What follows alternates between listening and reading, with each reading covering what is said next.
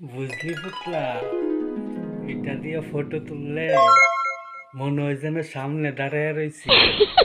এই জিনিসটা যে আমি কত কষ্টে জোগাড় করছি, এটা হাতে নেওয়ার ফিলিংই আলাদা।